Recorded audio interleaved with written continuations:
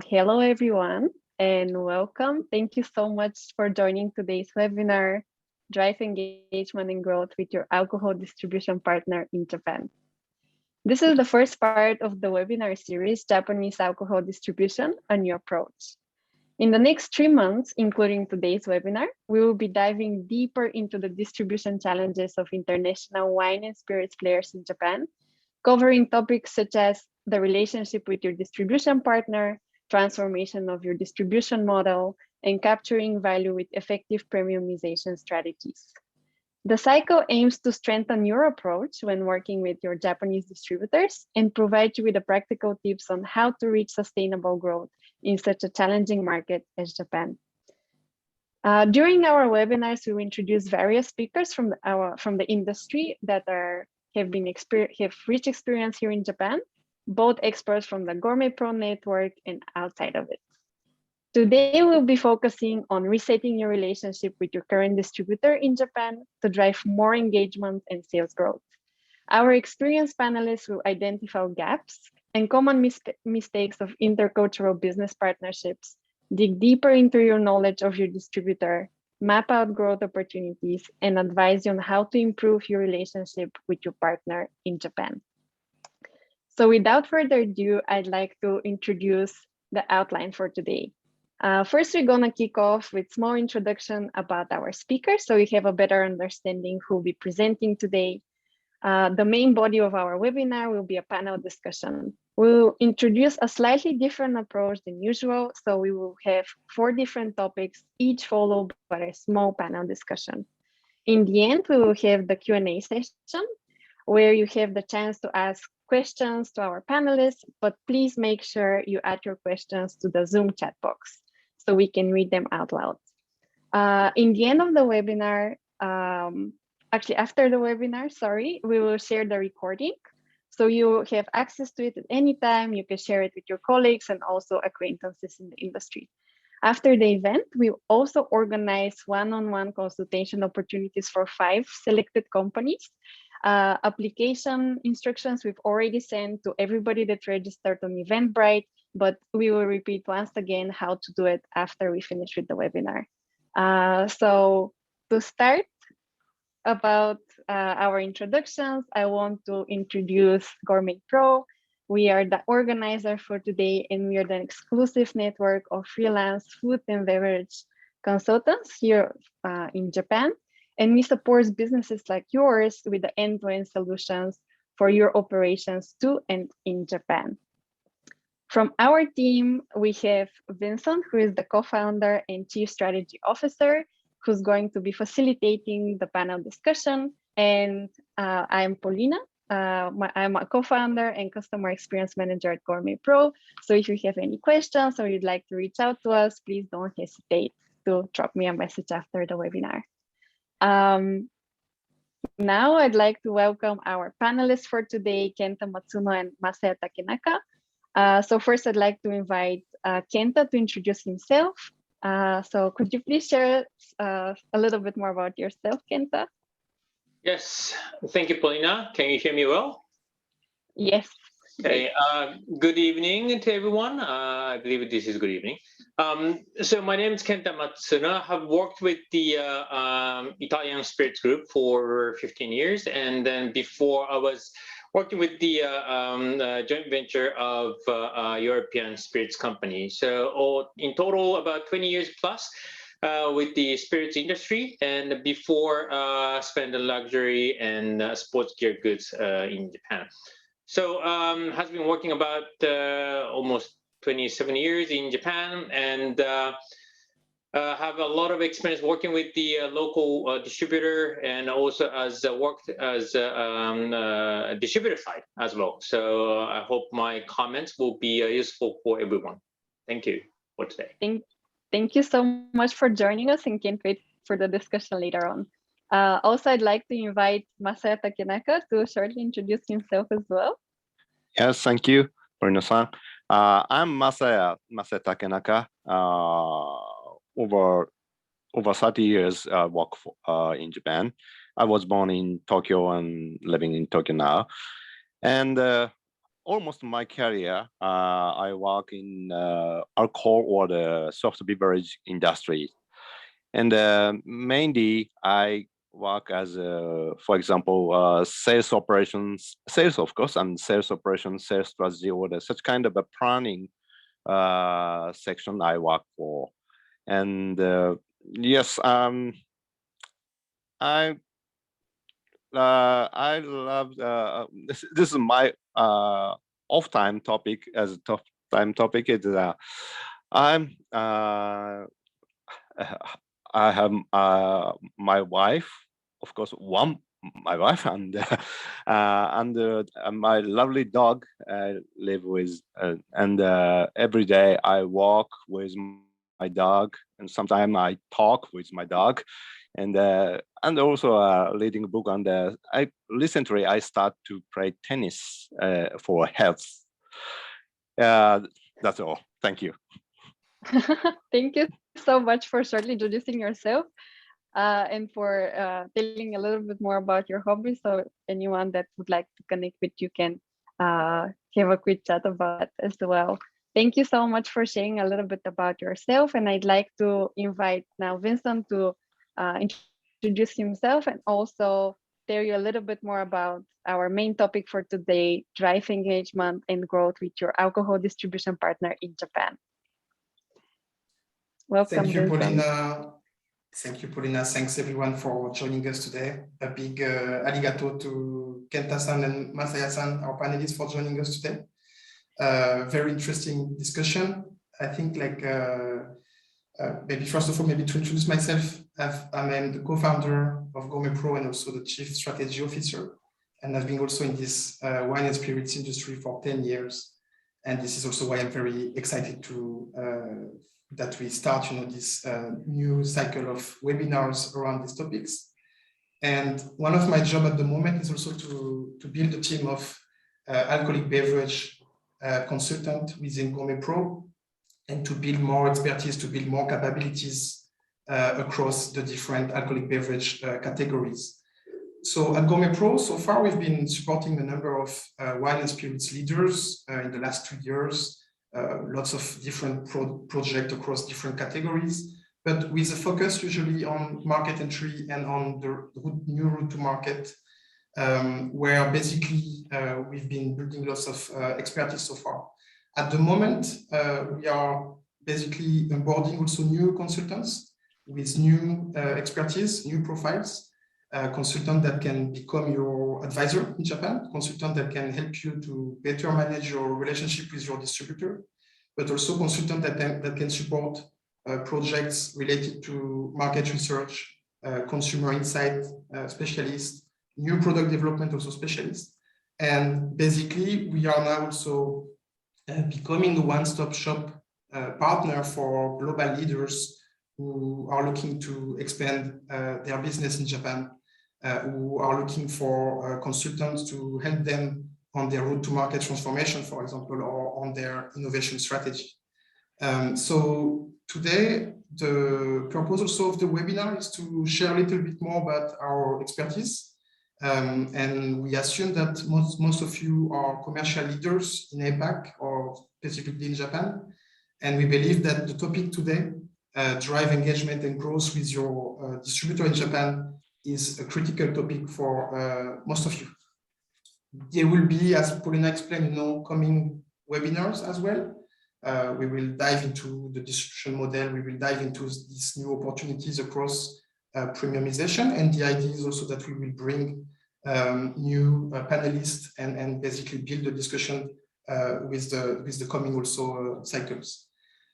If you want to expand your business in Japan, of course, we will be very happy also to have a chat with you. So do not hesitate to reach out, and we will be happy also to introduce the consultant that I just mentioned. So let me maybe briefly introduce the topic today. So as I explained, this is a critical topic for most of you. As Paulina explained, we will basically walk you through this topic across 4 subtopics. One is starting to understand and to address your gaps. We will talk about this right after.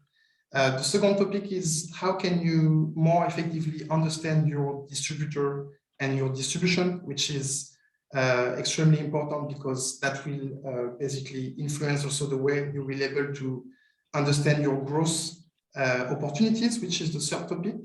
And the fourth topic is how to reset the distribution with your distributors, where we will introduce a few tactics, a few tips from the panelists.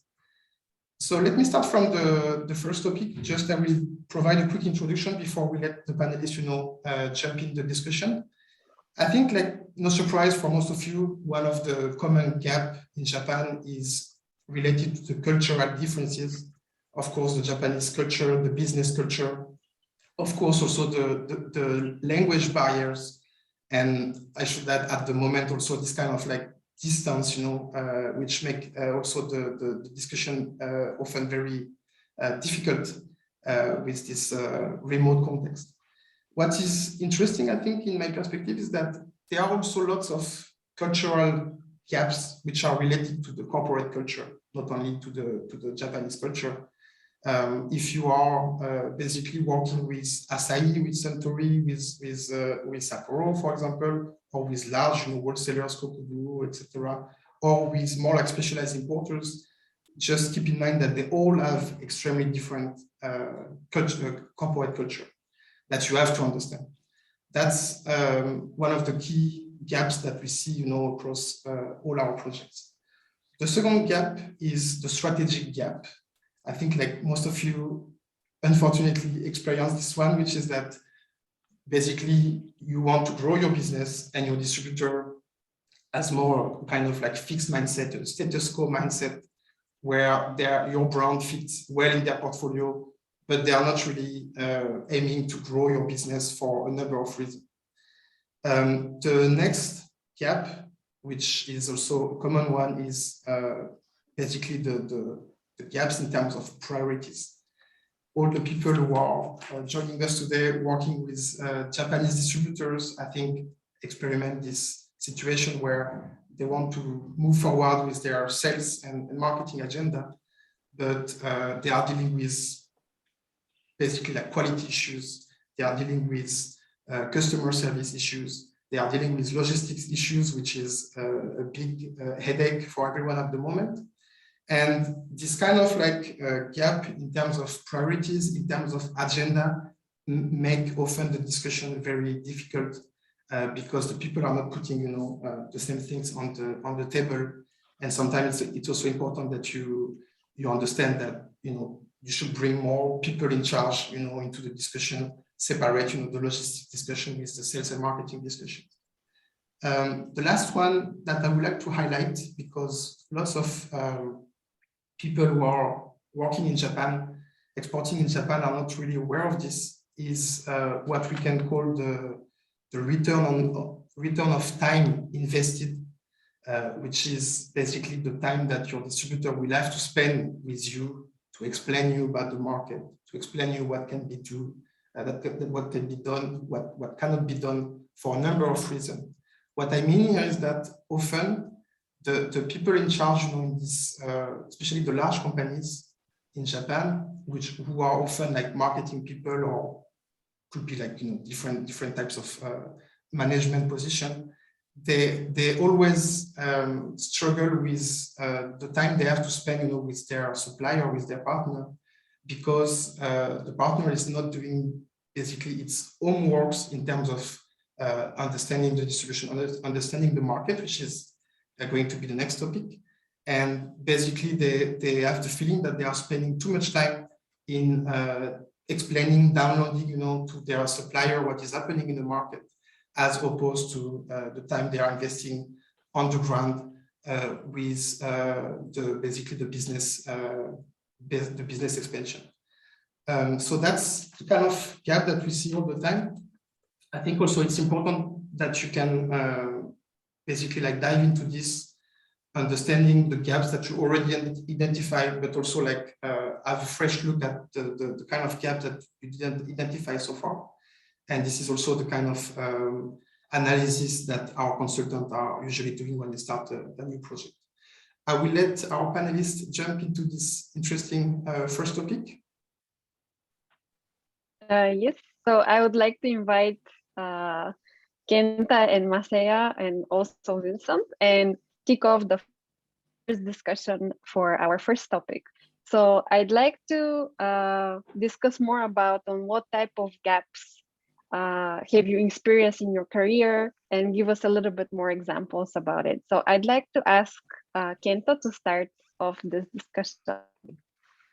Sure, of course. To be honest, there are so many examples that I can share with everyone. I might be able to write the book about what's the difference between the companies, even between like Vincent mentioned, between Asahi, Kirin, Sapporo, Suntory. They are all different.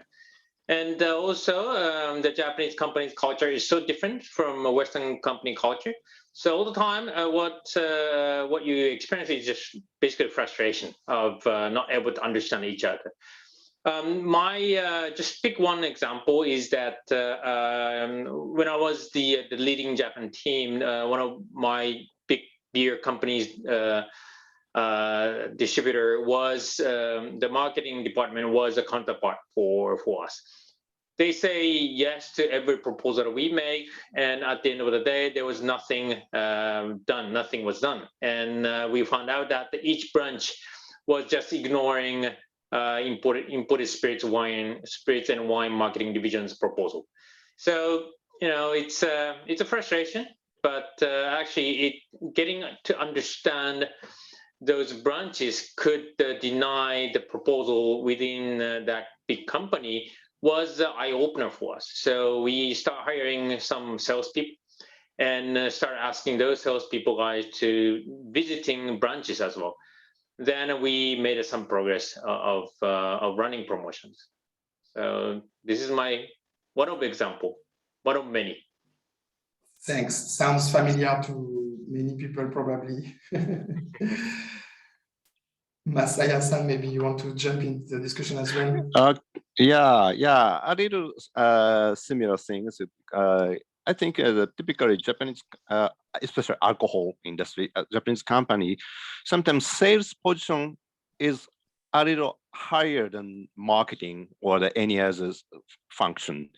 Meaning I want to say that sales function orders, each sales reps has a kind of a power, not the exact offshore power, but sometimes saying if sales says that is a fact, that is truth. So I think the same situation happened because the branch office or the sales opinion is bigger than exact market reality. And also another example, sometimes discuss about the project or the future business plan. Sometimes this two words is the commitment and the risk. For example, if a brand owner requests hard commitment, distributor should said, okay, then distributor needs higher return. But sometimes that kind of discussion doesn't work, and let's talk together and discuss and solution together feeling, meaning it takes time, 3 months or 6 months to going in the market or the action. So I think sometimes the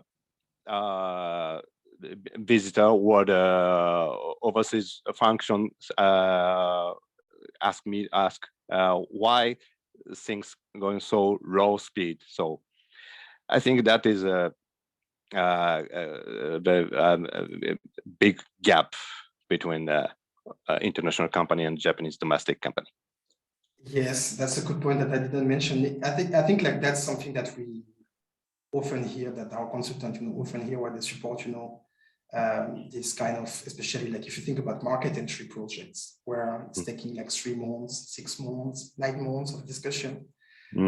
This gap in terms of like execution speed is something also that is frustrating. I think here somehow it's also a question of the expectation. If the people know from the beginning that it's going to be a long journey. It's a little bit easier to accept somehow, but sometimes we can see that there is big frustration related to this because people suppose that things can be done also within 3 months, within 4 months. Can I ask you a question about this? Because there is also lots of business practice in Japan. If you think about like the new listing period, the tanawari, the shodan, period, negotiation period, etc., etc. It feels also that if you push the button, I mean, like from the sales perspective, and maybe that's also a question for both of you. From the sales perspective, it feels also sometimes that once you push the button, it will take like 3 months, 4 months, 6 months to download, the new product, to download the new promotion, to the retailers, going also through these wholesalers, etc. Can you tell us a little bit about this? Because that's also a gap in terms of the execution speed. Can you tell us a little bit about this? Maybe starting from you, Kenta? Yes, it's always a discussion point about the speed of activation within Japanese companies.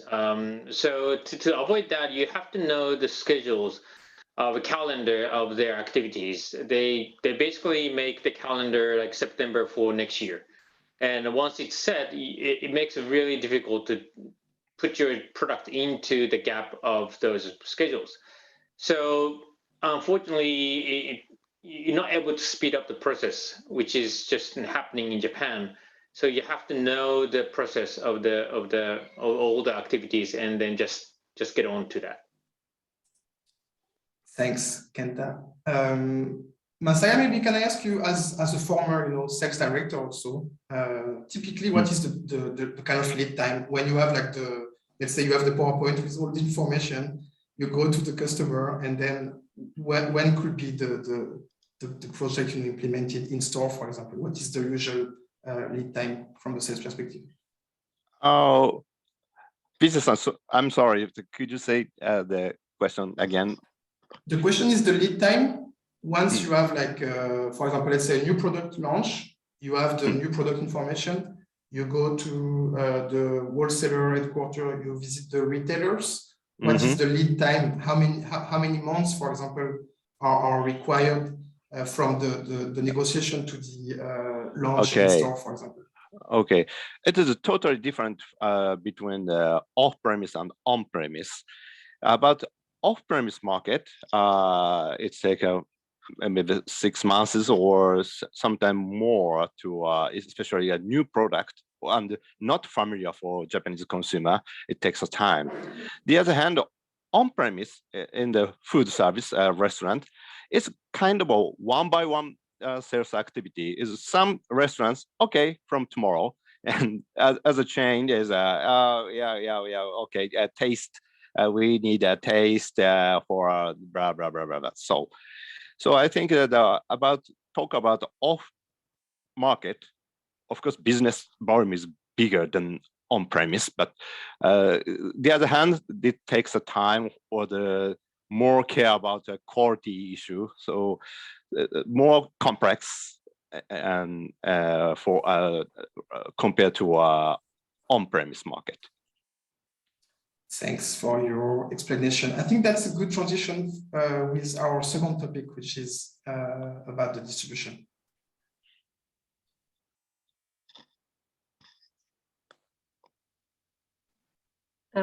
Yes, please go ahead, Vincent, with introducing the second topic for today. So this is a critical question. I think that we don't ask ourselves enough, which is how well do we understand, our distributor, or how well do you understand, your distributor and your distribution? What I mean here is that everyone, of course, understand basically what are the fundamentals of, their distributor business in terms of the number of people, number of employees, maybe the net sales, etc., etc. But what is missing sometimes is a kind of deep understanding on the distribution, how it works, I mean, in terms of like specifically what are the channels, what are the sub-channels, what is the typology of this outlet, for example, that Masaya was describing, between an independent restaurant and this kind of large food service operators. And also like how does it work in terms of value chain, for example, in terms of margin structure, in terms of cost structure, what is the distribution structure? We've been discussing a little bit about the wholesalers. In this industry, the bar suppliers are also extremely important when it comes to the on-trade business. And all this kind of simple, probably information, which are information that experts as Masaya or Kenta are dealing with every day, are often missing from the supplier side when they want to approach the Japanese market. They don't understand actually all this kind of value chain, all these kind of intermediates that will be critical, that they will need to engage to expand their business in Japan. I think also what is important is really how well you understand your distributor. I mean, here very specifically, of course, if you think about the financials, you can understand the net sales, but it will be also very interesting to understand what is the gross profit level also that these distributors are applying to your products. What is their overall sales and marketing spend, for example? All the kind of information that you can find sometime in the financial report, if you have information. But also, what are the commercial strategy? What are the top priorities? Sometimes you can get some information just by discussing with your distributor. Sometimes you need to have a consultant, helping you on this. Sometimes also you have to track some kind of, market intelligence information that are available, in the specialized media, for example. And sometimes also you need to have like insiders, information insights where the people know that they will be focusing on a new launch, a new brand, in a few months. For example, I can tell you that Asahi at the moment is really focusing on their own, super dry beer, renewal, for example. So if you work with Asahi, it's important that you understand, what are the top priorities at the moment. I think also what is important is to understand the point of contact, the person of contact, what is his influence within the organization, what are basically the key stakeholders, what are their capabilities, how they are working with the sales team. Often, this is a frustration that it's difficult for lots of exporters also to engage with the sales team directly.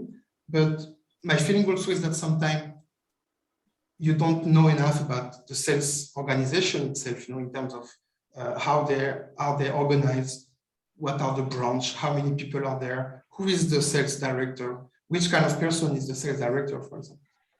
And again, the relationship between the sales and the marketing team. Sometimes some organizations are really sales-driven. Sometimes it's more like basically like marketing-driven organization. It's critical, I think, that you get a sense of this. And then again, the value chain. Here it's extremely strategic. I mean, I guess like lots of exporters, commercial leaders working with Japan, they have their own Excel file, they have their own assumption. Sometimes it's quite correct, probably. Sometimes it's quite far from the reality. This is exactly the kind of expertise that the consultant also can bring, where you should be in the position of clearly analyzing what is the margin, the gross margin taken by your distributor, how much they are investing in your brands. And also in relation with the financial we discussed earlier, what about, your own business size within their business? If you have 15% share in terms of net sales, what about the gross profit? What about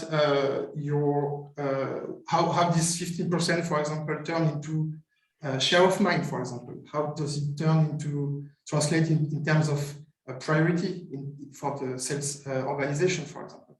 I think it's really important that you go into this level of detail. It sounds obvious, but sometimes you are spending hours, with your distributor, just, working on your plans, having this kind of frustrating discussion that our panelists were mentioning before. While the start should be also to really understand who you are talking with and basically ask questions. Ask questions, they will tell you the answer, and sometimes they won't tell you the answer, which this is exactly the kind of discussion I would love to hear from the panelists. How can you collect, this kind of information. But I think it's also a question of mindset, really having this mindset where you want to better understand your partner, especially before resetting the relationship with them. I will let our panelists jump into the discussion. I think here, one of the questions, we are not going to talk about the distribution itself, today. This is not the topic, but how can you effectively understand, your distribution and distributor business? If we think about also like specific things, the financial that we discussed, for example, how do you get this kind of sales data? How you get this metrics around the distribution, the rotation? What has been your kind of tactics, your kind of tips to collect also this information? Kenta-san, maybe you can start. Yes, sure. Well, Vincent, you explained a lot already, so it's been covered a lot. But from my experience, what worked was that first of all, to understand the company's top of the company's strategy, where that company is heading to, is the first thing to understand. They make, if you're working with a big company, they make statement in the beginning of the year that you just read it and you just understand where the total, as a total company, where they are heading to. And then the second thing that, and I think that's going to be the most important, is that you put yourself into their shoes. So if your counterpart is the marketing head, just talk to him or talk to her and understand what they are struggling with and what they need, and to be helpful for them. They may not open the door in the first conversation, but you just keep doing that to put yourself as their partner. You're there to help them.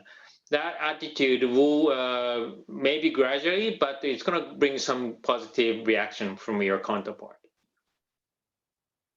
Very interesting. I love this idea of putting yourself in their shoes, because we are missing sometimes this kind of empathy where we are really in the position of understanding what are the people priority. It feels like even what are their motivation, as you say, also like what they are basically like striving for is sounds very very important as well. Thank you for this explanation. Masaya, you want to build on this or to bring a new perspective on this? Yes, in my experience, I think effective to understand who is the decision maker. It not mean the director or the president. Sometimes the Japanese company has a invisible key person, or we should know about the KPI offshore for any evaluation system. Not only the offshore system, but also a culture things is important.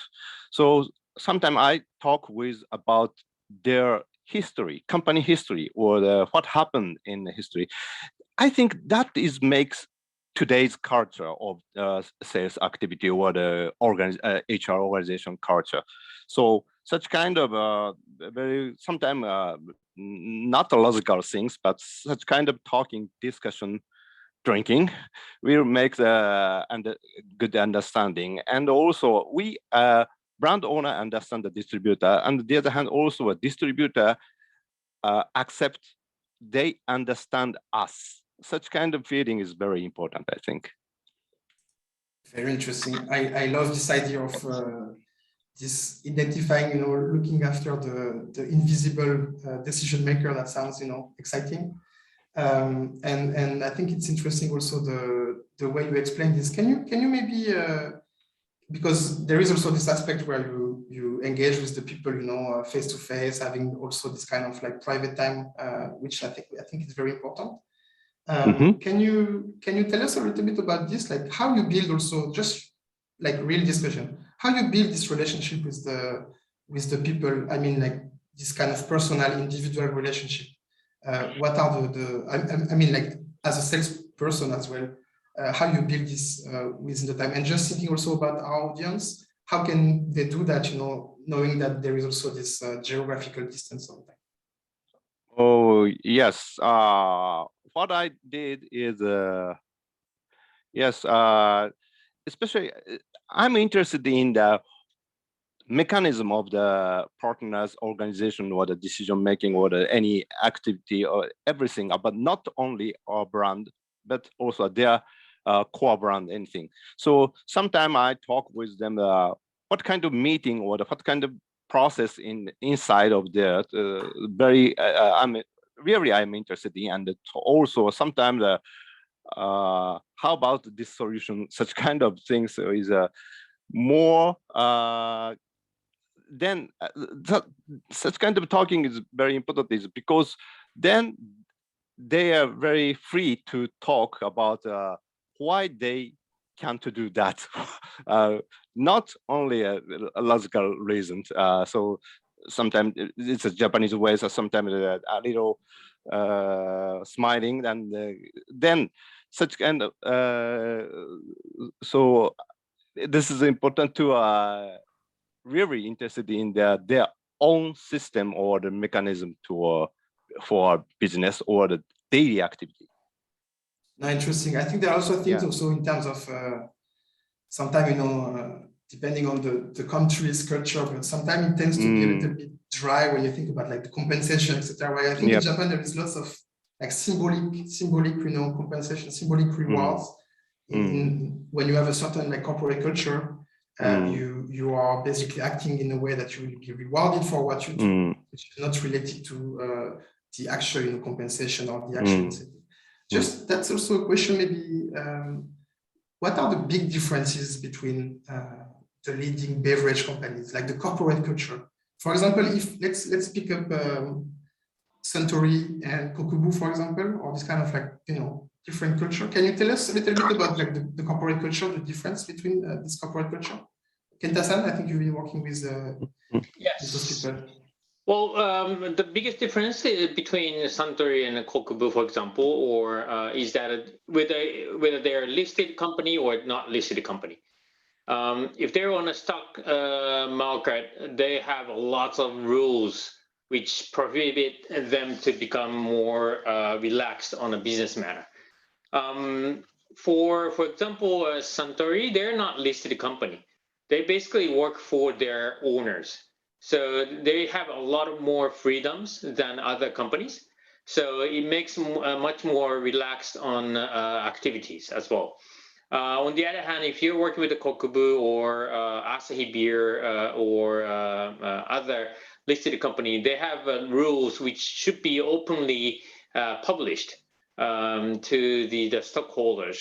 So the rules are more strict than those companies who are not listed. So, and the culture belongs to that as well. Suntory is more relaxed. English speakers are a lot often existing. But once you go into Kokubu, Mitsubishi, or Asahi, there are many people who can speak English, but they're not there. They're working for a different department where you don't need to speak English. And corporate culture is like very conservative. So I think that's the difference between those companies. Interesting, because we are getting back to these gaps also, which are somehow related also to the corporate culture, and even companies that look like the same are completely different for historical reason. Very good. I think like we described maybe enough this discussion around like understanding better the distribution and the distributor. Maybe we can move to the next topic, which is about the growth opportunities in Japan. Again, we are not going to develop too much about this because it feels like this could be a whole webinar, with case studies, etc., etc. I think the question is more like how you go into this process of understanding your opportunities. What I think is interesting is, of course, it's really up to your business, to your brand, and it's easier if you are in a growing segment, and it's extremely tough if you are in this kind of like declining segment. And unfortunately, sometimes you don't even know where you are. because you don't get the right information, or you don't get the trend in a timely way where we can analyze what's happening in the market. But my feeling also is that sometimes it's good to step back a little bit and really look again through like a simple analysis. Sometimes it's like could be like workshops with your distributor. Sometimes it's just a workshop with your own team, putting on the table like the different growth opportunities that you identify all together. I mean, like around channel expansion, around like distribution growth, around new product, around increasing your existing products rotation, for example, around like more transformational aspect of this, which could be like again changing your distribution model, or basically drive your business with a bold innovation for some time. But to be a little bit concrete, I think it's also important that you, coming back to this discussion about like the declining and the growing segment, I think it's important that you understand your battlefield in a concrete way, where you understand what is happening, what is growing within the segment or within this kind of specific marketplace, what your competitors are doing. Is there any interest within the trend or not? Sometimes it's like at the moment everyone is talking about like natural wine, orange wine, etc., and it feels like you go to any kind of retailer, any kind of like specialized retailer, they will say like this is the big trend, and actually it's still very small, but people have this belief that this is a big trend, and when people have the belief that this is a big trend, usually it's become a big trend.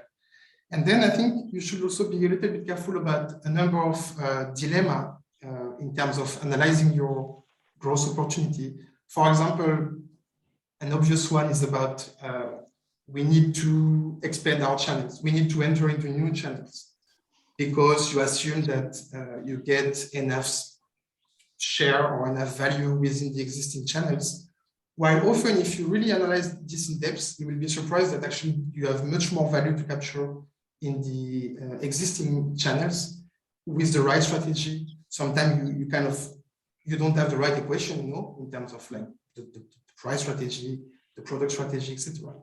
And I think it's important to ask also this kind of genuine question, not always like chasing the new big fish, which could be like this new channel or this new product, category, but also like just understand what is happening in the existing channels, in the existing categories.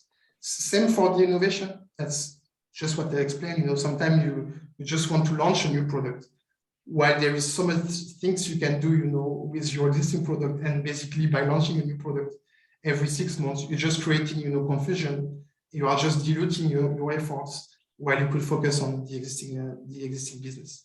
And then the big question, which is also something I would like to discuss with the panelists, is how you turn these growth opportunities into an action plan, into this kind of like actionable plans, where we understand that this is the big picture.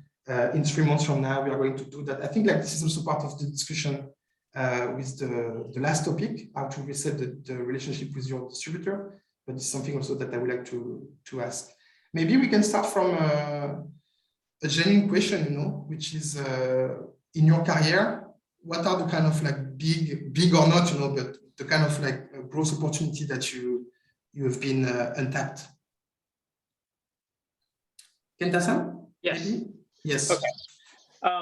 So the growth opportunity, there have been several growth opportunities that was sitting in front of us.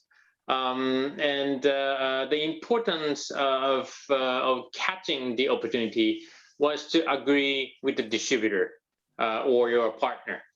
If they're excited about the product, they will go for it. If you're the brand owner side is excited about it, but your partner in Japan is not excited about it, it's not going to work.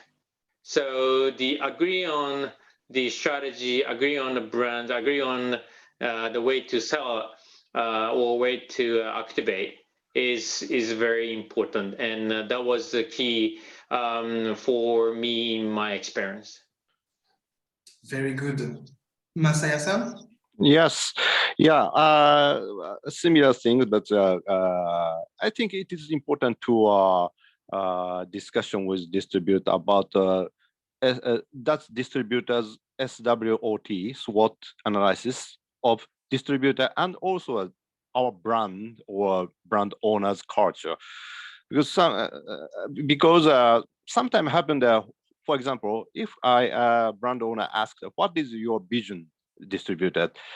Not the exact but honest comment comes out. So very simple and very offshore comment only. So I think, of course, that distributor understand their own power or the resources. So I need to know about really where they want to go. And that this topic reminds me about not only a channel, but a product category, the RTD.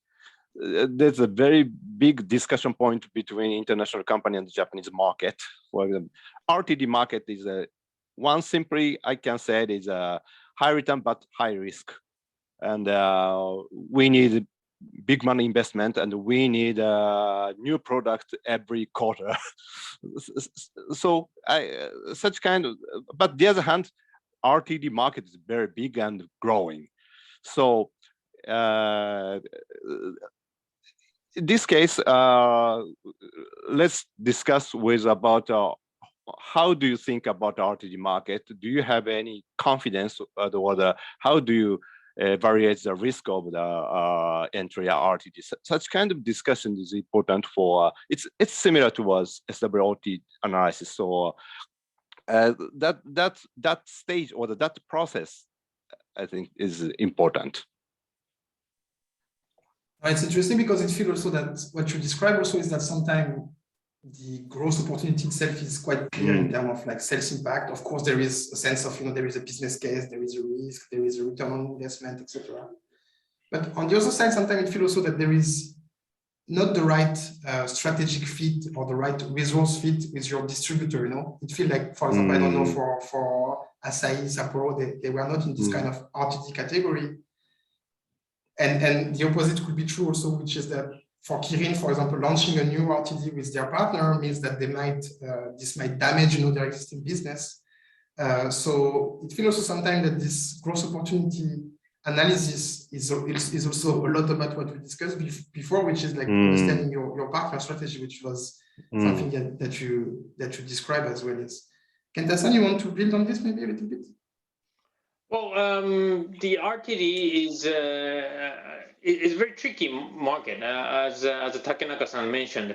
I dealt with RTD not in cans but in bottles, and Vincent, you did as well. But it's a totally different market as well. It's in the RTD market.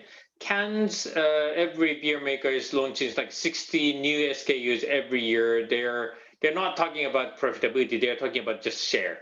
But on the other hand, the other RTDs like bottle RTDs, wine-based RTDs are not talking about the share. It's more talking about the profitabilities and the volumes. So, and then again, you really have to understand what the distributor is capable of. Do they have access to the market where RTD is sold or not? Are they good on premise or are they good off premise? Or are they using sub-distributor or are they just importing? You just have to understand what the capability of your partner in Japan. Then things might go well or not. Interesting, because it feels like everyone is talking a lot about the RTD. It used to be a purely, Japanese market, and now that it's successful in the other market, it feels like everyone look at this as a big growth opportunity, and it feels it's not that easy, from your own experience. Thanks a lot. Let's move to the last topic, which is how to reset the relationship with your distributor. So here, I think like we covered, already this discussion with the last three topics. Let me maybe wrap up a little bit what we discussed before. I think like there is this aspect of understanding and addressing the gaps. Again, it's a lot about asking drilling questions. It's also a lot about the second topic, which was how well do you understand your distributor?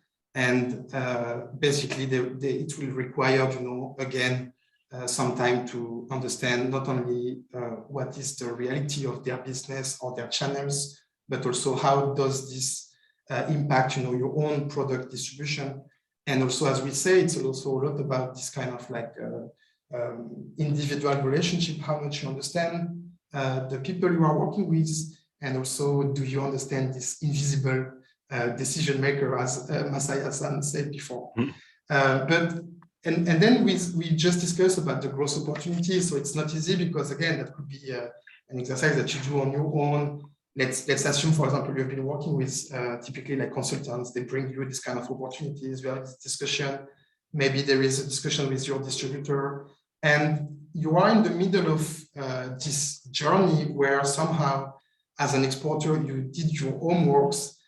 You start to better understand the gaps, you start to address that, you start to identify the growth opportunities, but it feels like you are missing the big picture yet, and you are missing what we discussed also earlier, which is how you will be able to translate these opportunities into action plans. And here, this is a lot about like, how can you really engage with your distributor, which is, the topic today, but also like, maybe how can you collect, how can you get the missing part of the puzzle, in terms of this information that you didn't get so far, you don't understand your channel breakdown, for example, etc.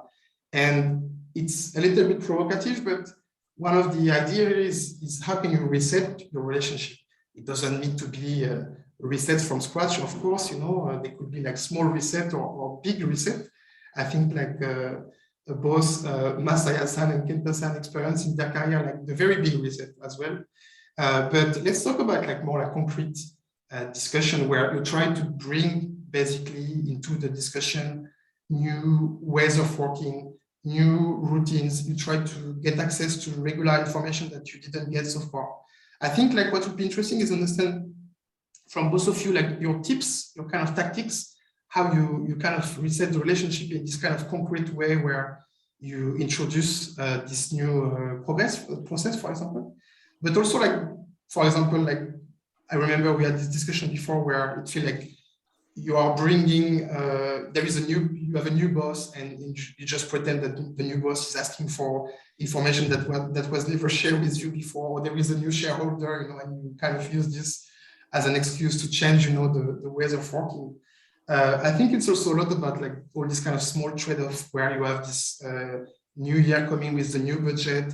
You are ready to invest a little bit more, but there will be all this kind of negotiation where you are able to give a little bit more, AP budget, but at the same time, you want to get more information.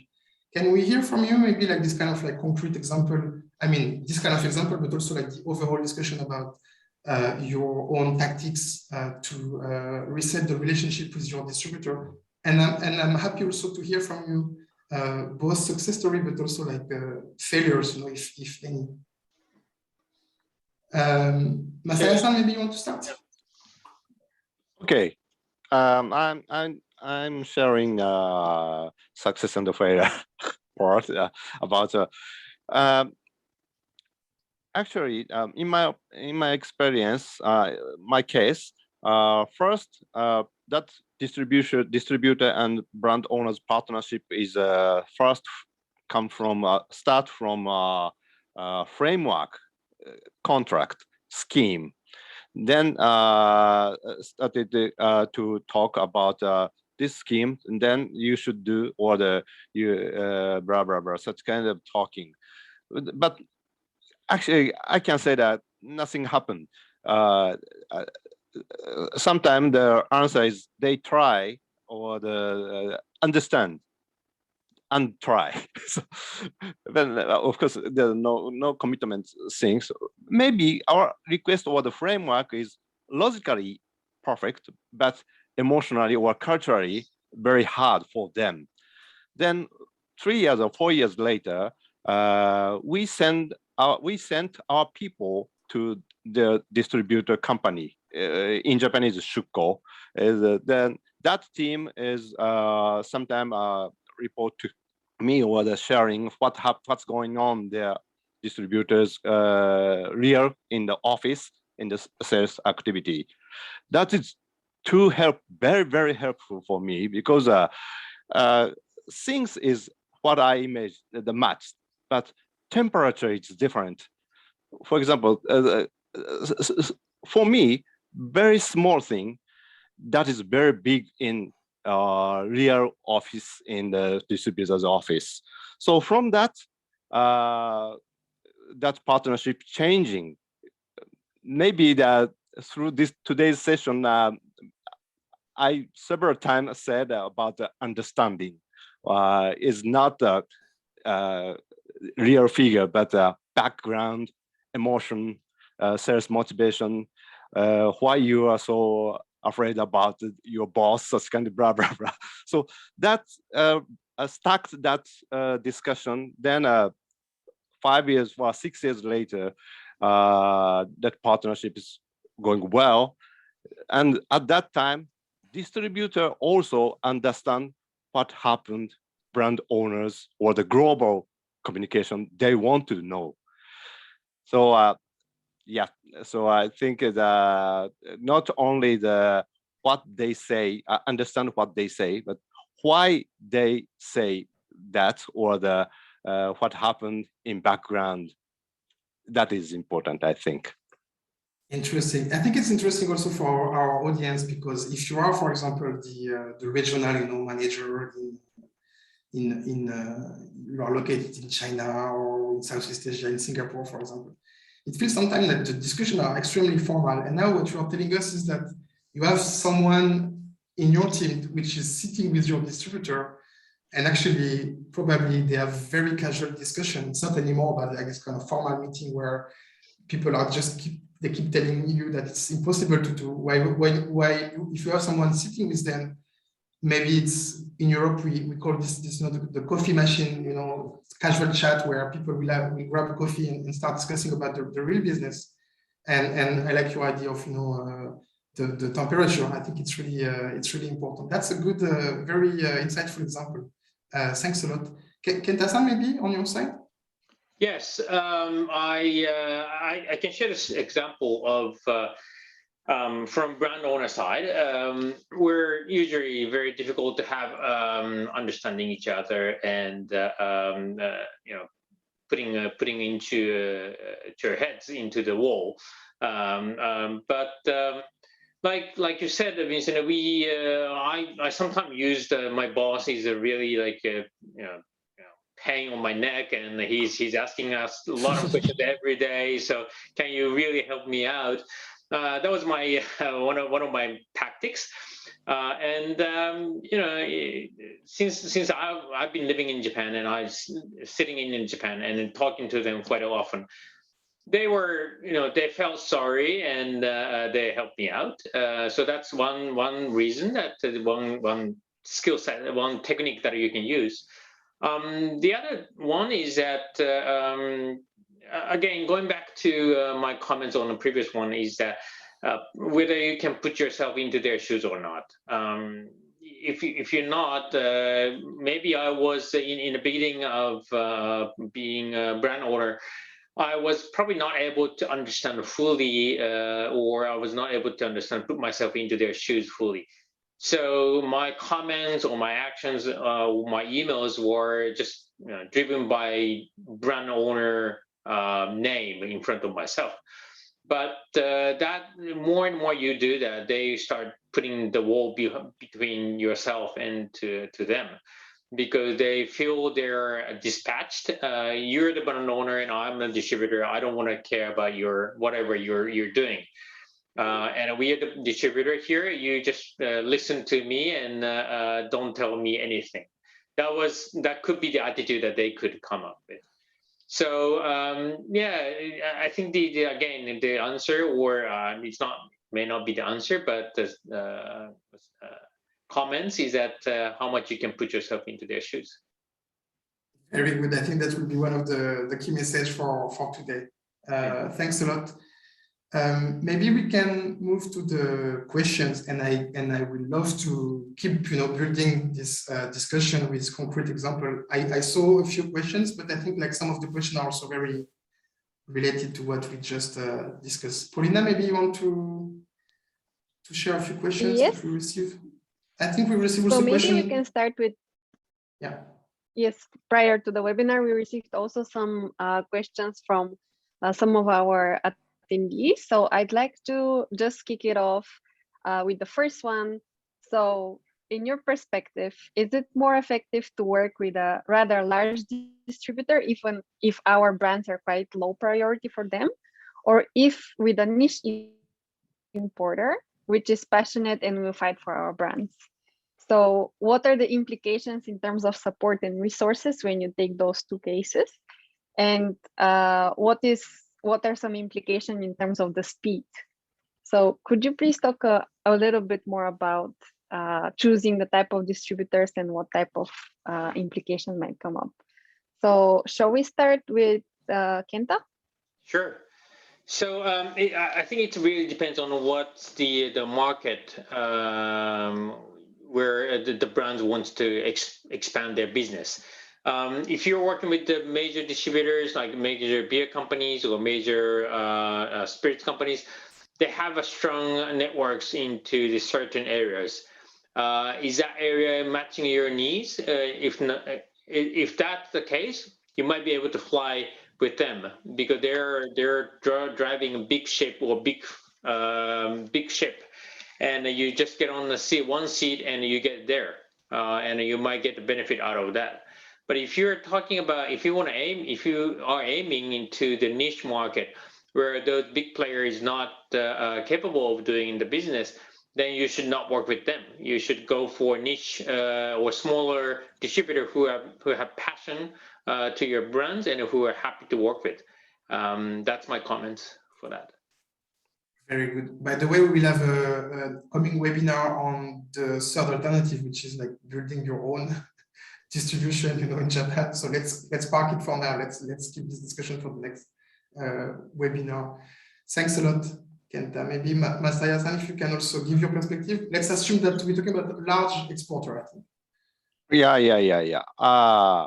About this question, about if brand owner wants small start or the specific market or the specific brand they brand owner have, recommend for the small distributor, because a larger distributor meaning almost beer company scale.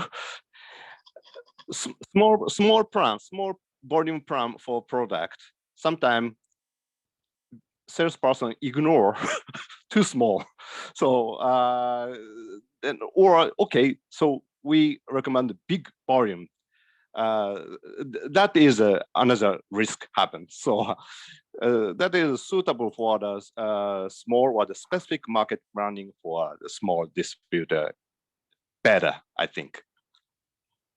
Very good. Let me just maybe give a little bit more context about what you said. The beer company, just for our audience, just to explain, we're talking about the four largest beverage companies in Japan, which are Kirin, Asahi, Suntory, and Sapporo, which are also like distributors of wine, distributors of spirits, etc. Yeah. Thanks a lot, Masaya. Paulina, do we have any other questions? Yes, thank you so much for your answers. So I'd like to move to the next question.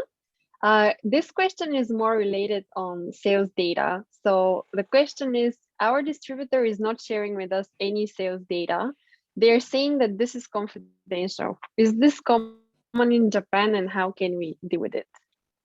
So maybe we can start with Kenta. I don't know how we should rotate. Yeah. So please go ahead. It's common like we are eating rice in Japan.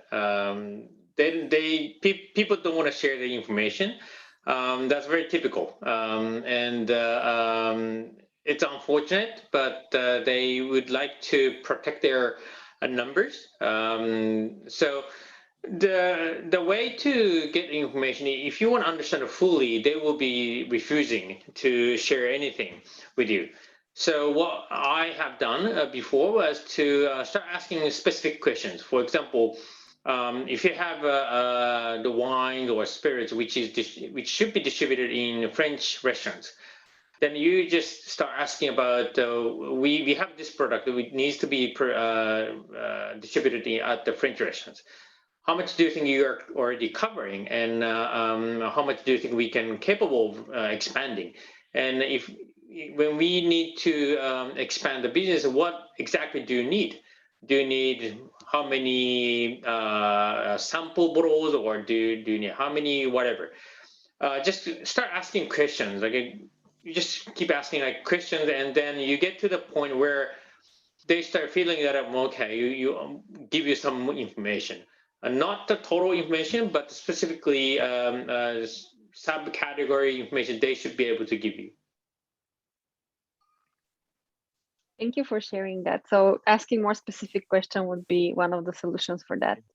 How about Masaya? What do you think about that? Fortunately, well, in my experience, I have no frustration about the sales data from a distributor, but I think this is a rare case. And I think another reason is Kenta-san mentioned that sales data is confidential. I think this is also kind of an emotional thing. If now I'm a distributor, I want to share, or I want to modify the sales data to as a report to brand owner. If I open the raw data to a brand owner, maybe this kind of question will come. And maybe this will a very complex discussion happen. I think brand distributor avoid such kind of process. So sometimes not lie, but sometimes hide things in between the line of the sales data report, I think. Interesting. I think you've been working with different distributors also, which could be explaining the difference. I think I love the insight that you are sharing with us, Masaya-san, because it feel a lot about that's also for our if you are like a commercial leader, a country manager in Japan, or export director, maybe that could be the way you ask the question, which is, what about you? You don't give me the data, but you kind of use the data to provide the report. I think that's very interesting. But what is interesting is that I think lots of distributors, maybe from what you are saying also, they can assume that if they start giving this to their partner, they will have to share the report, every week, every month, and this is additional workload for them, so that they just pretend they cannot share the data, while it's just about managing their own, basically workload, which is a little bit what I explained before, the time invested, aspect of the relationship also. Oh, but and the additional one point is it's kind of a trade-off story. But if distributor who open the data, analyze what find the insight, is responsible of brand owner side, meaning distributor says, okay, data all shared. You do. So now you do the analysis. Very interesting. No, I think that could be the trade-off. Yeah, very good point. We are going to do this analysis, so just give us the data.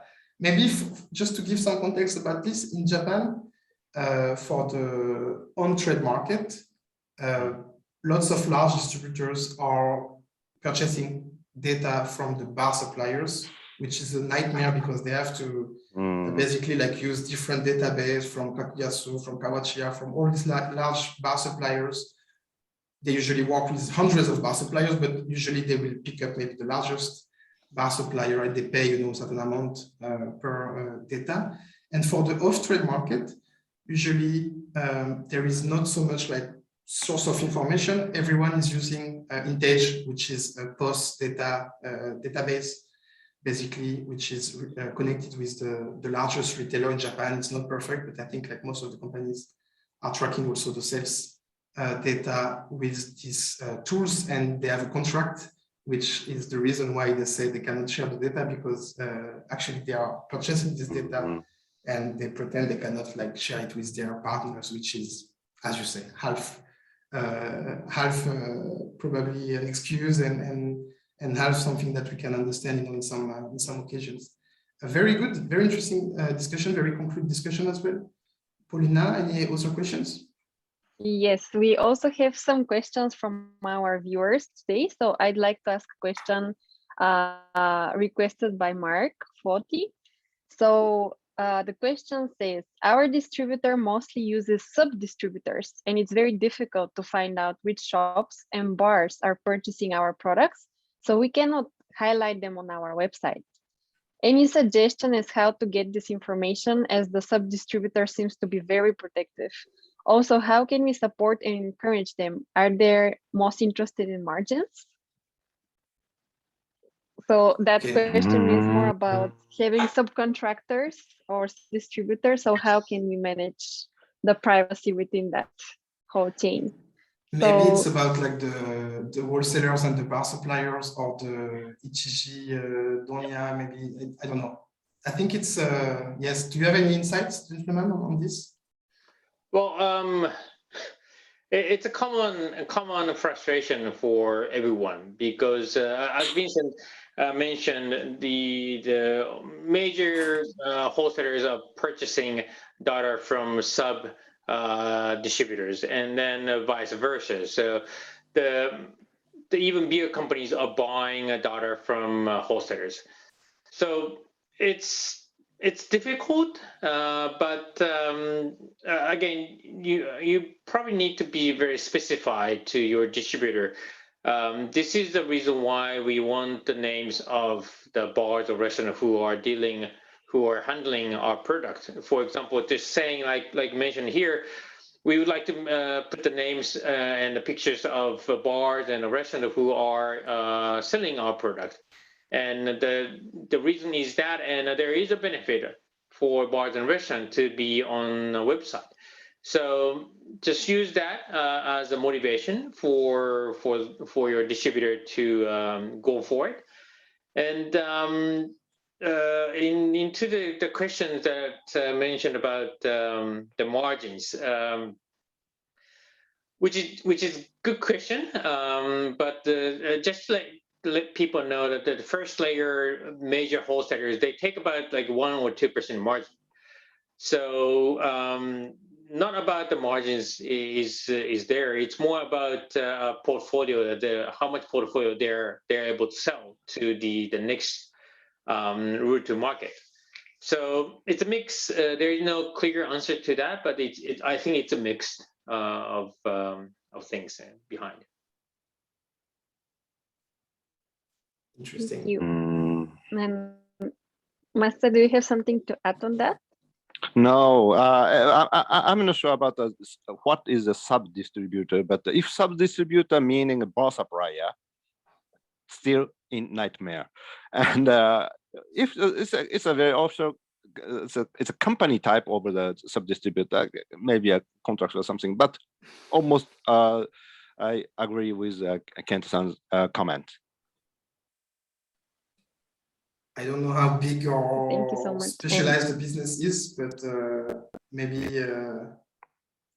could be like, I don't know, a bottleneck hanger or some kind of message on the bottle that you can explain that to the bars or to the retailers that carry your product, that if they do, they will have incentives, so just contact us or something like this. I don't know. There could be like some very analog way to do that, probably. Yes.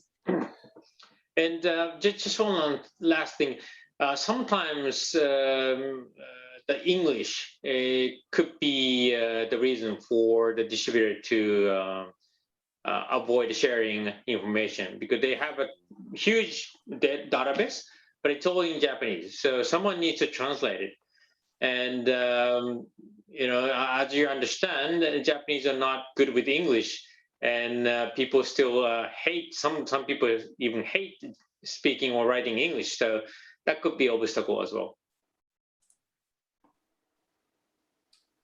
Interesting. Right. So Mark is mentioning his team is Japanese, so the language barrier is not existent at the moment. Yeah. All right. And well, I think it really depends on whom you are talking to. Is it really the bar supplier? And then that's as the master said, it's just a nightmare. They just don't want to share anything with you. But there are some rules, and yeah, you might be able to get the information by different approach. All right. Thank you so much. Maybe we can move to the next question.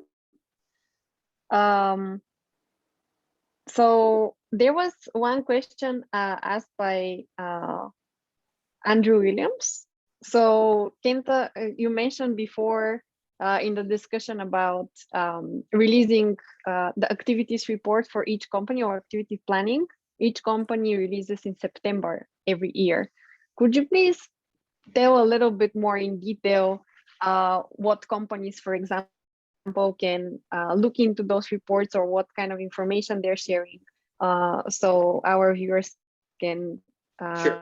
get a little bit more insights on that? I'm using the example of major beer companies of mostly 4 major ones. They build up a sales promotion activity calendar in September, and they get approval from head of directors in October. And November, the marketing department would reach out to each branch to explain about what the next year calendar is. And then December, the branch promotion team would look at all the calendars and decide which promotion to be run during next year. So that takes about 3-4 months to get everything done. And that's the reason why I said the September is a key month. Mm. Hope this helps. Yes, We I was added wondering by also if the Yes. yes. Go ahead. no, I was wondering if the question was not also related to the listing period in September as well. Maybe Masaya, can you explain just a little bit about this? Is another discussion, but what are the listing period in Japan? You were mentioning, you know, the supermarket, I think, you know, and we talked also a little bit about this before. Yes, I think in listing in the off-trade market chain discussion was started. It needed 6 months minimum. Today, I heard that every large beer company started more earlier. So about then, if that brand owner's brand have a big sales in off-trade, more bigger discussion about business plan is also pulled by off-trade business discussion schedule. Meaning off-trade business discussion schedule decide annual business plan of partner. So area that was a headache for me at that time. Interesting, because I think like at Gourmet Pro, so our consultant has been working on projects where it feels like people were just always, you know, doing everything at the last minute, and they were expecting that their distributor will not have to follow the rules, etc. And once they start to just respect the rule, which is that in February there is a plan which is ready, you know, to be deployed towards September or October, you know. But when I say a plan, it's not just PowerPoint, it's more like all the information collected, etc. This is a game changer, actually, attitude. And I think this is important also, that lots of exporters just like follow the rules, because that would be extremely beneficial to their business growth, and that would be also where they improve their relationship with their distributor, I think.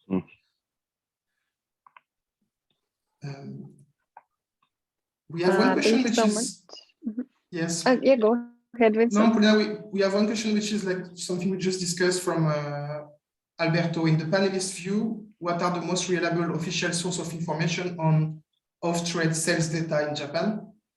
Suggestion on where to purchase search data.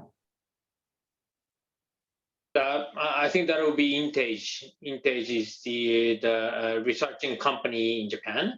Have the most reliable data for off-trade. Yes. This is not extremely affordable. It's quite difficult to purchase from abroad, I think. because it's in Japanese. You can buy this kind of like summary, small reports, etc. But you need to understand enough your business to ask the right channels, the right categories. Otherwise, you will end up with a report which is not very actionable. Yeah.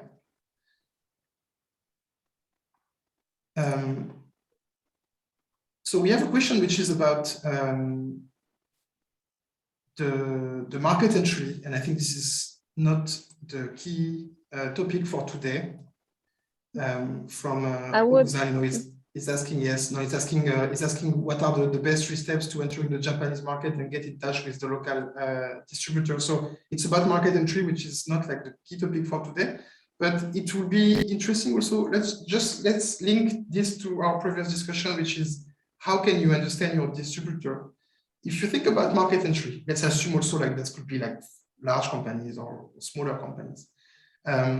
Just imagine that this is from scratch, like in this case, you're new to the market, you just arrived in this market. And the big question is how you can better understand your distributor or the potential distributors. What are the kind of tools available, in Japan? For example, we're talking about like the financial data. We're talking about like how to understand, what are the channels, for example, what are the key customers of these distributors. You, for example, how do you approach these kind of things? How do you define the criteria, to pick up, to find the right distributor? I mean, that's a really good question and difficult question to answer because, as I said, I've been living in Japan since, so I can reach out to the information when I'm in the industry. There are lots of people whom you can ask, but from outside of Japan, maybe working with the Gourmet Pro is going to be the best way to get to know, because the Gourmet Pro network is all of us are living in Japan and should have networking in here. Thanks, Kenta-san. Perfect. Happy to help. No, that's also what we do, of course. At Gourmet Pro. I think it's I think in terms of mindset, it's good that from abroad you try to gather your own information by yourself. The journey should start from yourself. You don't need a consultant, from day one. But it's true that for lots of information, lots of insights, it's going to be difficult just to find this by checking a website or asking the people around you. People tend to know the same kind of distributors. They don't usually get the full picture. And sometimes you don't have the right insights. You don't understand what is the level of relationship between some partners, for example, or you are not aware that actually there is an opportunity because some of the distributor will kind of, just walk into opposite direction, for example, and that's the perfect timing for your product. So that's very much what our consultants also do, and where they can also bring lots of value. Yes. Thank you so much. And I also want to add one last comment before we close our discussion. We actually did a webinar last year on distribution in Japan, where we talk how you can enter the Japanese market, find the right distributor, and what points you should be careful about. So if you don't mind, please reach out to us after the webinar so I can share the link to that recording. And I think we are good with the timing to finalize today's discussion. Thank you so much, Masaya, Kenta, and also Vincent, for all your comments and for the valuable input. I hope everybody could gain very important knowledge. I also want to just share a little bit more about what's next. We would like to invite you to scan this QR code or also follow our instructions that we would send right after the webinar to apply for a free 20-minute consultations with our participants today, where you would have a chance to have a one-on-one discussion on your business model here in Japan and get some valuable insights. Only 5 companies are able to get that, so make sure to apply as soon as possible. Also, we're going to be having 2 more webinars in this Japan distribution webinar series, so please stay tuned. We're going to be sharing more information on that later. Thank you so much for your time today. We really appreciate you all joining. If you'd like to reach out, please don't hesitate. Looking forward to getting in touch. Thank you so much and have a nice evening to everyone. Thank you.